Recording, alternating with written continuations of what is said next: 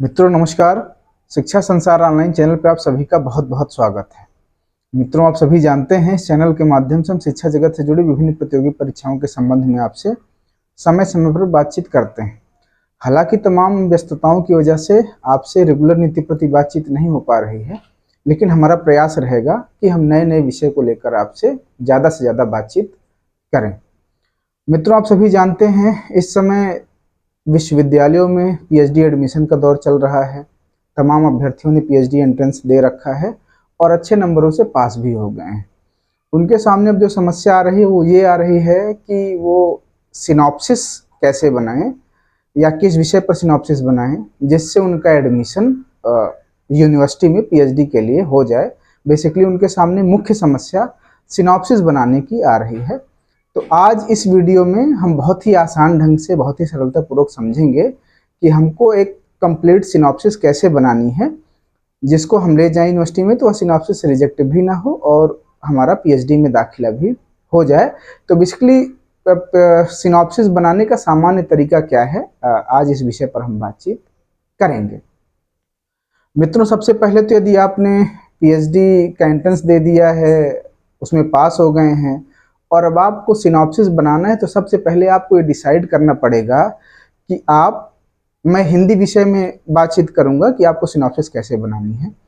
तो सबसे पहले आपको ये डिसाइड करना होगा कि आप हिंदी साहित्य में किस विधा में आप काम करना चाह रहे हैं। आप कविता में काम करेंगे, आप नाटक पे काम करेंगे, आप कथा साहित्य पे काम करेंगे, आप आलोचना पे काम करेंगे। आपको ये डिसाइड करना होगा, यह आपके चॉइस का मामला है। आपका जिस भी विधा में इंटरेस्ट है उस विधा में आप सिनॉप्सिस तैयार करने की सोचें। सपोज करिए मैं एक एग्जांपल ले रहा हूं कि आप कथा साहित्य में काम करना चाह रहे हैं और कथा साहित्य में भी एक मैं कहानीकार को लेता हूं, भीष्म शाहिनी पे आप काम कर रहे हैं।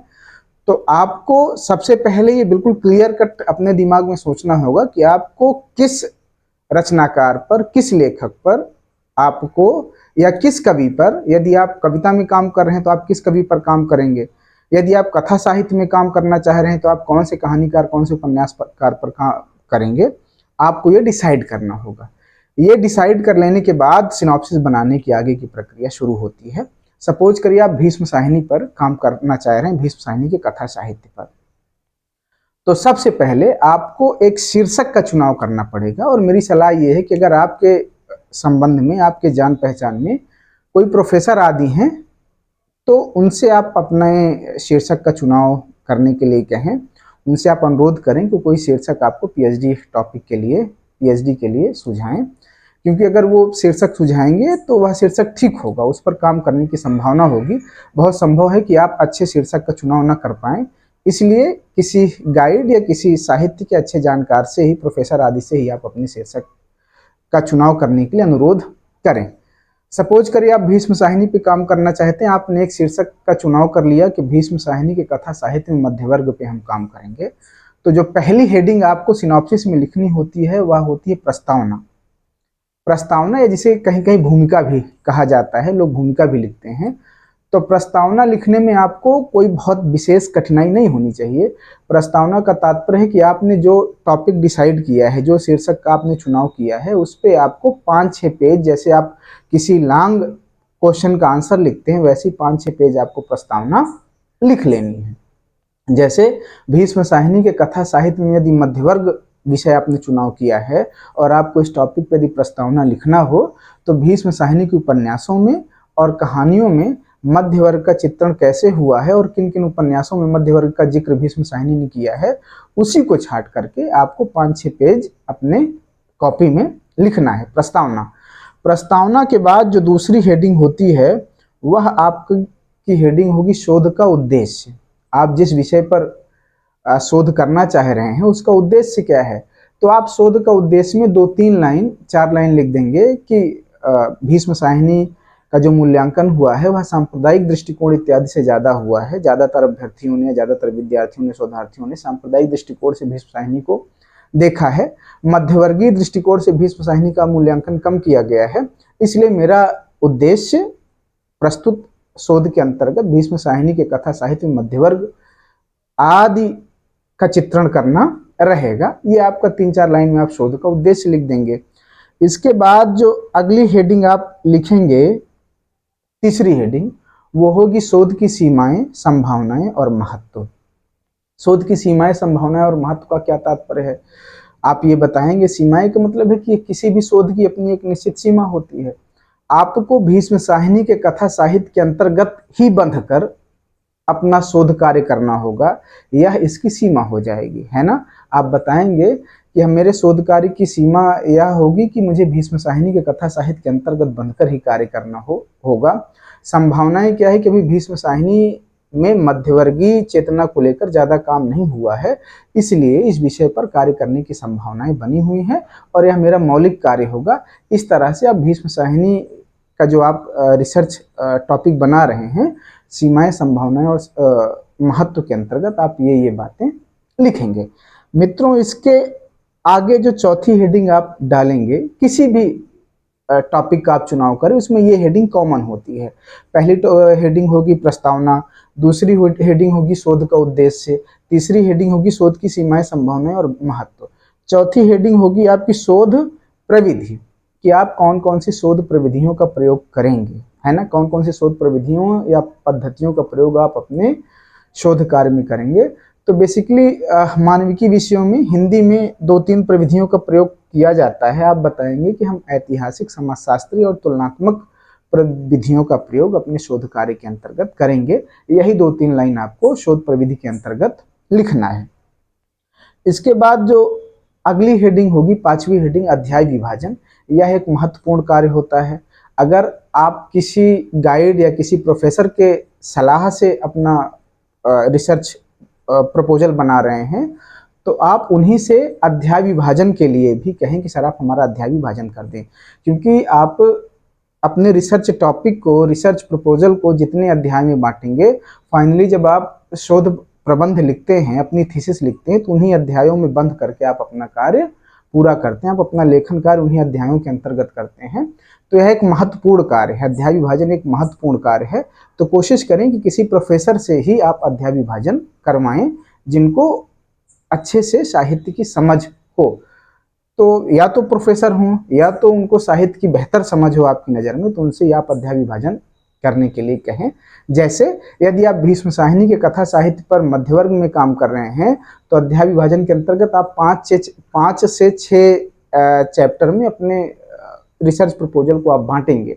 जैसे पहला चैप्टर आपका हो जाएगा भीष्म साहिनी का व्यक्तित्व और कृतित्व। दूसरा चैप्टर यदि आप बनाएंगे तो आप दूसरे चैप्टर के अंतर्गत मध्यवर्ग का अर्थ इत्यादि बताएंगे।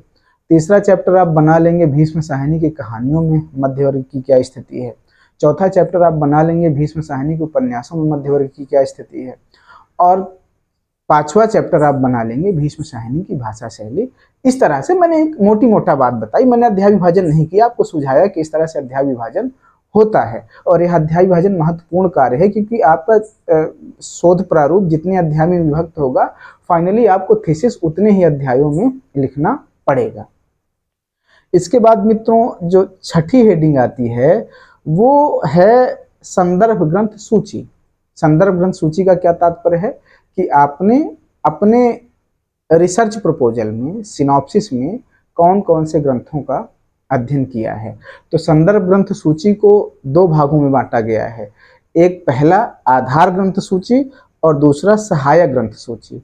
तो आधार ग्रंथ सूची मित्रों, जैसे आप जिस कथाकार पे काम कर रहे हैं, आप भीष्म साहिनी पे काम कर रहे हैं, तो आधार ग्रंथ कौन कौन से हो जाएंगे, उनके जितने उपन्यास और जितनी कहानियां हैं वो आधार ग्रंथ सूची हो जाएंगी। तो आधार ग्रंथ सूची के अंतर्गत आप उनके सारे उपन्यास और कहानियों का नाम लिख देंगे। इसके बाद सहायक ग्रंथ कौन कौन से हो जाएंगे आपके। सहायक ग्रंथ, यदि आप कोई आलोचनात्मक पुस्तक पढ़ते हैं भीष्म साहिनी को लेकर के, अपने सिनॉप्सिस बनाने के लिए आप कोई आलोचनात्मक पुस्तक पढ़ रहे हैं, तो वो आपके सहायक ग्रंथ सूची के अंतर्गत आ जाएंगे। तो आप सहायक ग्रंथ सूची हेडिंग डाल करके उनके अंतर्गत जिन जिन आलोचनात्मक पुस्तकों को आपने अध्ययन किया है उनका नाम आप लिख देंगे। मित्रों, ये सिनॉप्सिस को लेकर के एक सामान्य बातचीत रही। मुझे लगता है कि एक मोटा खाका आपके दिमाग में तैयार हो गया होगा कि कैसे सिनॉप्सिस आपको बनाना है। और इस आधार पर यदि आप बैठ करके सिनॉप्सिस बनाने का प्रयास करेंगे तो मुझे लगता है कि निश्चय ही आप 2-3 घंटों का ये काम है, इतना बहुत कठिन काम नहीं होता। हम काम करना शुरू नहीं करते, भयभीत रहते हैं, डरे रहते हैं, विश्वविद्यालयों का चक्कर काटते हैं, सीनियरों का चक्कर काटते हैं, प्रोफेसरों का चक्कर काटते हैं, जबकि हमें कोशिश करनी चाहिए कि हम अपने आप लिखने के यदि प्रयास करें तो सिनॉप्सिस बनाना कोई इतना बड़ा काम नहीं है। ये 5-6 हेडिंग जो हमने आपसे चर्चा किया, एक बार मैं और दोहरा देता हूँ। पहली हेडिंग है प्रस्तावना, दूसरी हेडिंग है शोध का उद्देश्य, तीसरी हेडिंग है शोध की सीमाएं, संभावनाएं और महत्व, चौथी हेडिंग है शोध प्रविधि, पांचवी हेडिंग है अध्याय विभाजन, छठी हेडिंग आपकी बन जाएगी संदर्भ ग्रंथ सूची। इन 6 हेडिंग के अंतर्गत आप अपने शोध प्रारूप को, सिनॉप्सिस को आप लिखते हैं। ये बहुत बड़ा काम नहीं है। मित्रों, हमने एक चर्चा की आपसे सिनॉप्सिस कैसे बनाना है। इन हेडिंग के सहारे से आप इसी पैटर्न पे आप अपनी एक बेहतरीन और कंप्लीट सिनॉप्सिस बना सकते हैं। विषय चुनाव इत्यादि में थोड़ा सा सावधानी बरतनी होती है, उसके लिए आप किसी से सलाह, किसी प्रोफेसर आदि से ले लेंगे। मित्रों, एक ये सामान्य बातचीत रही कि हमें सिनॉप्सिस कैसे बनाना है। मुझे लग रहा है कि अब आपको ये समझ आ गया होगा कि किसी भी एंट्रेंस, पीएचडी इत्यादि के वाइवा के लिए सिनॉप्सिस बनाना कोई कठिन कार्य नहीं है। यदि आप चाहें तो स्वतः इसको घर पर बैठ के आसानी से बना सकते हैं। मित्रों, आज की वीडियो में इतना ही। अगर आपको मेरी वीडियो पसंद आई हो, अच्छी लगी हो, तो आप चैनल को लाइक, शेयर और सब्सक्राइब करें, हमारे साथ बने रहें और हम इसी तरह समय समय पर आपसे नए नए टॉपिक पर बातचीत करते रहेंगे। धन्यवाद मित्रों, नमस्कार।